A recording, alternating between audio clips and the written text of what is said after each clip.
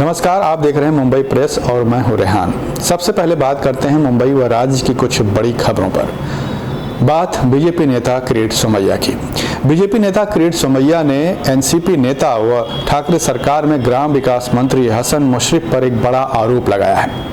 उन्होंने आरोप लगाया है कि हसन मुशर्रफ ने 127 करोड़ रुपए का महाघोटाला किया है। किरीट सोमैया ने कहा है कि उनकी एक शुगर कंपनी है, उनकी पत्नी के नाम है और उसमें उन्होंने शेयरों में घोटाला किया है। इसके अलावा कई शेल कंपनियां बनाई हैं जिसके जरिए उन्होंने करोड़ों रुपए का घोटाला किया है। इसकी जांच होनी चाहिए। आपको बता दें कि किरीट सोमैया ने इससे पहले अनिल परब और मिलिंद नार्वेकर के अलावा मुंबई की मेयर किशोरी पेडनेकर पर भी वो जमीन के अवैध कब्जे का आरोप लगा चुके हैं।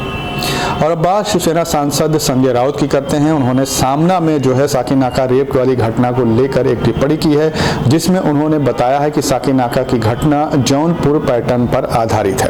उन्होंने ये भी कहा है कि साकीनाका घटना के बावजूद जो है मुंबई में महिलाएं जो है सुरक्षित हैं। जैसा कि कहा जा रहा है कि मुंबई में अब महिलाएं असुरक्षित हैं, उसका जवाब देते हुए उन्होंने कहा ऐसा कुछ भी नहीं है, मुंबई में महिलाएं सुरक्षित हैं। संजय राउत की इस टिप्पणी को लेकर बीजेपी के उत्तर भारतीय मोर्चे के अध्यक्ष संजय पांडे ने कड़ा ऐतराज जताया है। संजय पांडे ने कहा है कि संजय राउत जो है ऐसा कह रहे हैं, उनका जो आपा ठीक नहीं है, वो अपना मानसिक संतुलन खो बैठे हैं। क्योंकि अगर ऐसा होता तो औरंगाबाद में जो सामूहिक बलात्कार की घटना सामने आई थी तो उसे औरंगाबाद पैटर्न के नाम से जाना जाता, पुणे की घटना को पुणे पैटर्न के नाम से जाना जाता और इसके अलावा बीड़ की घटना को बीड़ पैटर्न के नाम से जाना जाता। क्योंकि अपराधियों का कोई भी जाति धर्म नहीं होता है, इसलिए उसे किसी नाम से पुकारा नहीं जाता। अपराधी तो अपराधी हैं, उनका कोई जाति धर्म नहीं है। संजय पांडे ने अपने इस आरोप में यह भी कहा है कि संजय राउत जो है अपना आपा खो बैठे हैं, इसलिए वो अनाप शनाप बातें कर रहे हैं। शिवसेना के मुखपत्र सामना में आज संजय राउत जी ने साकीनाका बलात्कार प्रकरण को जौनपुर पैटर्न कहकर संबोधित किया। मेरा सवाल संजय राउत जी से है कि क्या पूना के सामूहिक बलात्कार को आप पूना पैटर्न कहकर संबोधित करेंगे?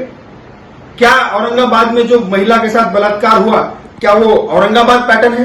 संजय राठौड़ के दुष्कर्मों को क्या आप बीट पैटर्न कहेंगे? अपराधी बलात्कारियों का कोई जात धर्म प्रांत नहीं होता, वो सिर्फ अपराधी होता है।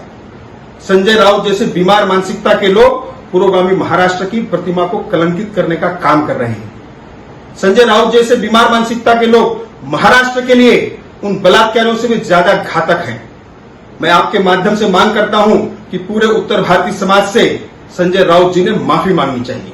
बात जब साकीनाका की घटना की हो ही रही है तो मुंबई पुलिस कमिश्नर हेमंत नगराने ने इस पर अपनी सफाई दी है। जैसा कि उनके बयान को लेकर कड़ी जो है उनकी आलोचना की जा रही थी कि उन्होंने बयान सही नहीं दिया, इस घटना को लेकर असंवेदनशील बयान दिया है। उन्होंने कहा था कि हर घटना वाली की जगह पर जो है पुलिस नहीं हो सकती।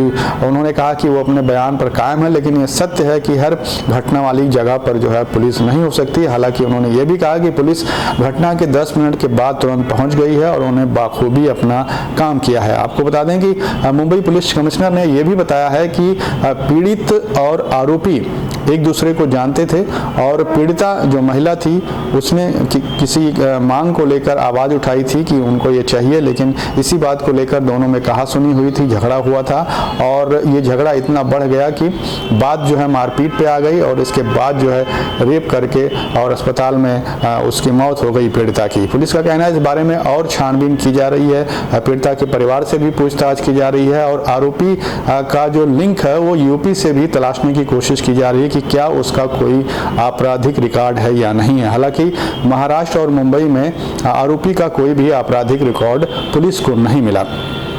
मुंबई पुलिस कमिश्नर ने यह भी कहा कि साकीनाका जैसी घटना दोबारा न हो, इसके लिए मुंबई पुलिस ने कई कड़े कदम उठाए हैं जिसका वो जल्द ही पालन करेगी। जैसा कि आप सभी जानते हैं महाराष्ट्र और मुंबई में गणेश उत्सव चल रहा है और इस दौरान मुंबई की बात करें तो यहाँ पर धारा 144 लागू है, यानी कि कोरोना के प्रोटोकॉल का पालन करना है और उसकी गाइडलाइन के तहत ही गणेश उत्सव मनाना है और लोग ऐसा कर भी रहे हैं। लेकिन कई लोग ऐसे भी हैं जो मास्क वगैरह लगाकर नहीं चलते। मास्क न लगाने के लिए मुंबई पुलिस, रेलवे और बीएमसी ने करोड़ों का जुर्माना जो है वसूल किया है इन लोगों से। अगर हम आंकड़ों की बात करें तो करीब 66 66.5 करोड़ रुपए वसूले गए हैं जुर्माने के तौर पर, जिन्होंने मास्क वगैरह नहीं लगाया था। तो अगर आप मास्क लगाकर नहीं चल रहे हैं तो जुर्माना देने के लिए तैयार हो जाइए, क्योंकि मुंबई पुलिस, बीएमसी और रेलवे तीनों ही जो है जुर्माना वसूल कर रहे हैं। इसलिए आप मास्क लगाकर हमेशा चलिए और कोरोना की गाइडलाइन का पालन करिए। बात अगर कोरोना के टीकाकरण की करें तो बॉम्बे हाई कोर्ट ने राज्य सरकार से जो है मनोरोगियों के टीकाकरण को लेकर एक हलफनामा मांगा है। कोर्ट का कहना है कि सरकार ये बताए कि मनोरोगियों का टीकाकरण जो है कितना हुआ है। एक हलफनामे के जरिए राज्य सरकार कोर्ट को ये बताए। तो ये थी राज्य की कुछ बड़ी खबरें। उम्मीद है वीडियो आपको पसंद आया होगा। For more videos subscribe Mumbai press और हाँ, बेल आइकन दबाना ना भूलें।